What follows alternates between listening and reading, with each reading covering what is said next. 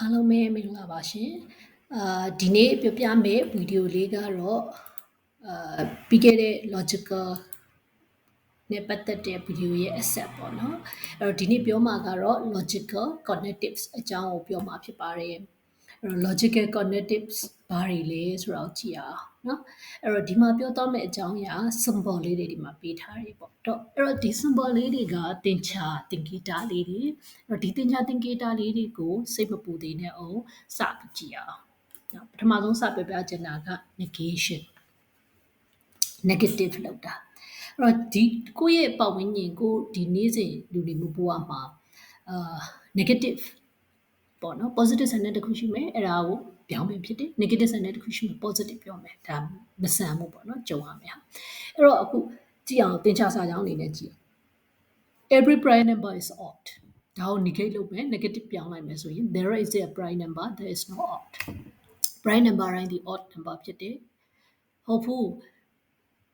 odd number မဟုတ်တဲ့ margin မဟုတ်တဲ့ prime number လည်းရှိတယ်ပြောင်းမြန် negate လုပ်တာပေါ့နော်ဆိုတော့စာကြောင်းလေးကြည့်ကြည့်အောင် okay square root of 9 is equal to 3 square root of 9 is equal to 3 negate လုပ်ပါဆိုရင် square root of 9 is not equal to 3ဟုတ်တယ်မလားအဲ့တော့ဒီစာကြောင်းတွေကို negative ပြောင်းတာကိုပြောင်းတတ်ပြီးသားနော်ပြောင်းတတ်ပြီးသားအဲ့တော့ကိုပြောတဲ့စကားမှာ negative ပြောင်းတာအဲ့တော့သင်္ချာနဲ့ပြန်ပြီးသင်္ချာဘက်က symbol လေးနဲ့ပြန်စဉ်းစားကြည့်အောင် negative ပြောင်းနေဆိုဒီမှာဘာဖြစ်မလဲမူလတစ်ခုတည်1ဖြစ်ခဲ့တယ်ဆိုရင် negate လုပ်လိုက်တယ်ဆိုဘာဖြစ်မလဲ0ဖြစ်သွားမယ်အဲ့တော့သင်္ချာတွေမှာက1ကိုpositive လို့ညွှန်းပြီးတော့0ကို negative လို့ညွှန်းတာများတယ်ဒီ1 positive 0လို့သုံးတာဘယ်ဟာကို link လုပ်လို့ရလဲဆိုတော့ computer တွေမှာဆိုလို့ရှိရင်0 1နေနဲ့ပဲသွားတာပေါ့နော်ဒါကြောင့်မလို့ဒါလေးကို symbol လုပ်ပြီးပြောချင်တာပါ1ဒီ positive 0ဒီ negative အဲ့တော့ current အနေနဲ့ကြည့်မယ်ဆိုလို့ရှိရင်လည်း0ဆိုတာ low voltage 1က high voltage ပေါ့နော်အဲ့တော့0 and 1ဟုတ်ပြီနော်အဲ့တော့မူလတန်ဖိုးဒီ1ရှိတယ်ဆိုရင် negate လုပ်လိုက်တယ်ဆိုရင်ဘာဖြစ်သွားတာလဲ0ဖြစ်သွားတာ0ဖြစ်တယ်ဆို1ဖြစ်သွားတာပေါ့အဲ့ဒါကိုပြောချင်တာ okay အဲ့တော့စဉ်းစားကြည့်အောင်နောက်တစ်ခုကဘာလဲဆိုရင် conjunction သင်္ချာမှာ and နဲ့တွဲသုံးလေးရှိတယ် and နော် and and symbol လေးနဲ့လည်းသုံးလေးရှိတယ်အဲ့တော့စဉ်းစားကြည့်အောင်ဒီဟာကိုရိုးရိုးစာသားနဲ့ပဲစဉ်းစားကြည့်မယ်သင်္ချာနဲ့မစဉ်းစားနဲ့အောင် okay ဆိုတော့အင်းကဘာလုပ်ခိုင်းလိုက်လဲဆိုတော့အမေလုပ်တဲ့သူကဝယ်ခိုင်းလိုက်တယ် okay အဝါရောင်ဖြစ်ရမယ်ချိုးရမယ် yellow and sweet maybe like ရေရချေဖို့အတွက်เนาะချိုတဲ့အဝါရောင်ရှိတော့အသီးဝယ်ခဲ့လို့ပြောလိုက်တယ်ဒါဆို तू က statement နှစ်ကြောင်းပေးလိုက်တာ condition နှစ်ခုပေးလိုက်တာပထမ condition ကပါလဲဆိုတော့ fruit is yellow အသီးဒီအဝါရောင်ဖြစ်ရမယ်ဒုတိယ condition ကပါလဲ fruit is sweet ချိုရမယ်ဒီ condition နှစ်ခုဆိုတော့မှားလိုက်တာဒီ condition နှစ်ခုလုံးကိုပြည့်စုံတဲ့အသီးကိုဝယ်ရမှာ and နဲ့ချိန်ပါတယ်နှစ်ခုလုံးပြည့်စုံတော့နှစ်ခုလုံးဖြစ်တော့ဆိုတော့ဟုတ်ပြီသွားလိုက်တယ်စီရောက်တဲ့အခါမှာ၃မျိုးတွေ့တယ်ပန်းသီးတွေ့တယ်လေမော်သီးတွေ့တယ်ငပြောသီးတွေ့တယ်ကဲပန်းသီးကိုစာကြည့်အောင်ပန်းသီးကချိုသလားချိုတယ် proposition 1 statement 1 statement 2 okay ပန်းသီးချိုတယ် proposition 1ပန်းသီး yellow ဖြစ်သလား apple is yellow no apple is not yellow alright အဲ့တော့ apple is not yellow ခုနကသူပေးလိုက်တဲ့ condition ရဲ့ negative ဖြစ်နေပြီ negative ဖြစ်နေပြီဒါဆိုရင်ဒီ apple ဒီမဟုတ်ဘူးကိုလိုချင်တဲ့အသီးမဟုတ်ဘူး how about orange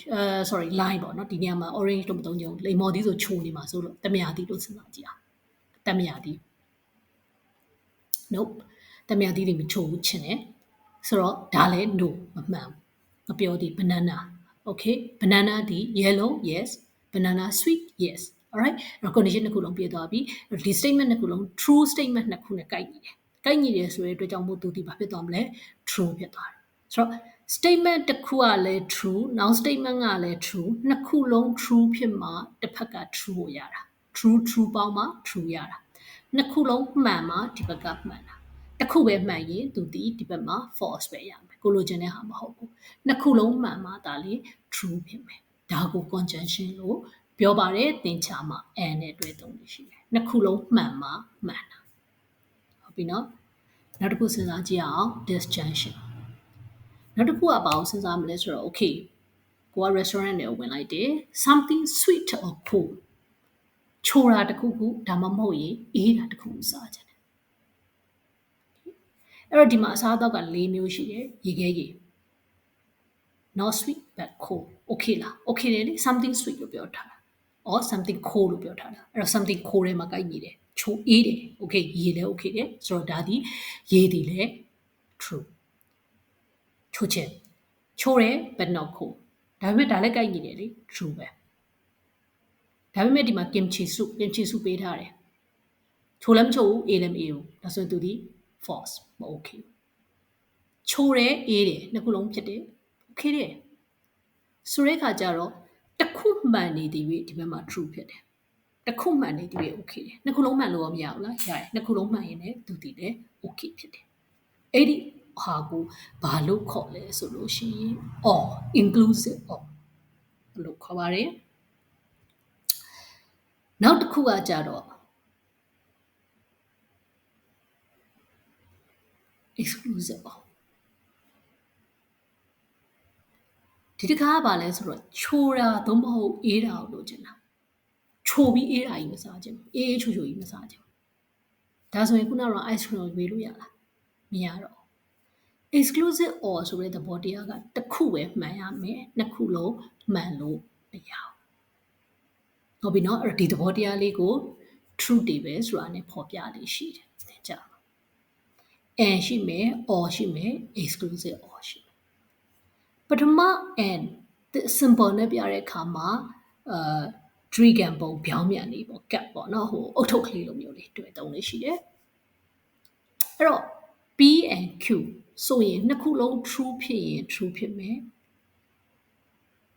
ကျန်တာတစ်ခုဆိုရင် false နှစ်ခုလုံးမှန်နေမှာသူဒီ true ဖြစ်နောက်တစ်ခုကြတော့ or ရိုးရိုး or ရိုးရိုး or ကြတော့ V shape လေးနဲ့ပြလေးရှိတယ် BVQ เนาะ V shape လေးနဲ့ပြလေးရှိတယ်သူကကြတော့တစ်ခုမှန်တယ်ရွေးမှန်တယ်နှစ်ခုလုံးမှန်လို့ရလား yes ရတယ်နောက်ဆုံးတစ်ခုက exclusive or exclusive or ကြတော့တစ်ခုပဲမှန်ရမှာနှစ်ခုလုံးမှန်တာ ਨੇ သူဒီ false ဖြစ်သွားပြီ alright လွယ်လေးပါเนาะအဲ့တော့ဒီသဘောတရားဒီပါလဲဆိုရင်နှစ်ခုလုံးမှန်ရမယ်မှန်တာ